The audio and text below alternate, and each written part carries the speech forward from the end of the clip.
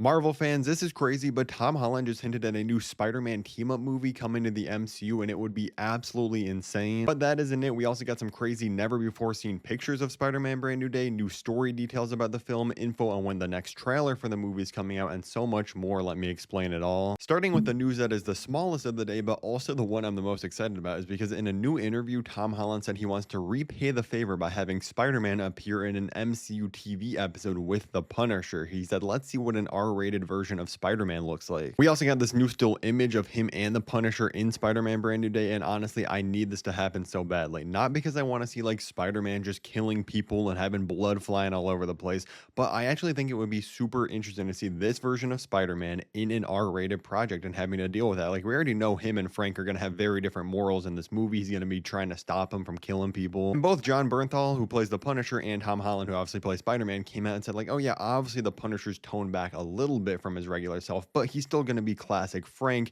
and they're going to be clashing. But seeing Spider-Man in a Punisher TV show would be insane. And we still don't know what all the restrictions are with Sony having the rights to Spider-Man. I think that's why Spider-Man hasn't shown up in Daredevil Born Again yet, but maybe there's some loophole where they can make like another special presentation with the Punisher and Spider-Man. That would be insane. Like I said, we got a whole lot more to get to, but first, in the comments down below, let me know what hero or character in the MCU you want to see Spider-Man team up with the most. Tom Holland also talked about the fact of Peter Parker and MJ being a part in this movie, and he said, as someone who cares about the characters and cares about these films, it's like, oh my god, it's so heartbreaking. You just feel so bad because you want them to be happy. You know ultimately they would be happier together. Alongside this, they also released this new image of Spider-Man and MJ working together, so clearly MJ and Ned's quest to find out who Spider-Man is gets them close enough to him, because we also see at the same time, obviously, Peter is trying to reintroduce himself to Ned and MJ, so he's also trying to get closer. I really am hoping they don't get back together in this movie, but I feel like it is definitely going to happen by the end. But I'm not going to rule it out yet. As long as they do it in a way that is satisfying and doesn't just like undo the ending of No Way Home, I think there is a way it could work. It's just not my preference. Like I said, I promise we're going to get to the trailer news in a second, but he also gave us a lot more interesting details about the story of the movie and just kind of what the film's about. He said that he hopes fans learn from Peter Parker's loneliness in the film. I really hope young people everywhere will watch this film and appreciate the importance of community and that you don't have to do this alone. In the digital age, it's so easy to sit in your room and waste hours just scrolling,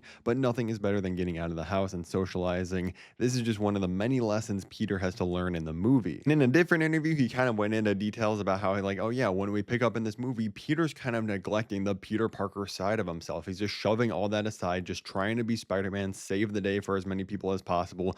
And then when he's not Spider-Man, he's literally just like alone in his apartment talking to his AI assistant. But it doesn't seem like the AI assistant's going to be there in a good way. It's going to be critical of that, which I am very glad to hear. And I really think this is the Spider-Man story we've been asking for so long. We're getting this young adult Peter Parker. We're kind of getting some more mature themes in here, and I think it's going to be great. Now, moving on to the details about the movie itself, a theater chain accidentally posted the runtime for the film early, and it has it at 2 hours and 25 minutes. Now, sometimes theater websites do just have placeholders, but this does seem pretty realistic because, as you can see, it would be the second longest Spider-Man film ever. With all the things we know happening in this movie, all the different characters, Punisher, Sadie Sink as Jean Grey are most likely playing her, Hulk, like 5 different villains at the minimum, I definitely think we do need a pretty long runtime. Apparently, the next trailer for Spider-Man Brand New Day is going to release on June 17th. Like I've said before, honestly, I don't even need a second trailer. I feel like the first one did a great job. It showed me some great action scenes, enough of the story. I don't want any more revealed, honestly. I hope they just kind of reuse scenes in a different way. But this is just the beginning of the crazy Spider-Man Brand New Day news we've been getting lately. We got a whole lot more, plus Tom Holland talking about bringing Miles Morales into live action in the MCU. If you want to hear about that, click the video above my head right now, and thank you for watching.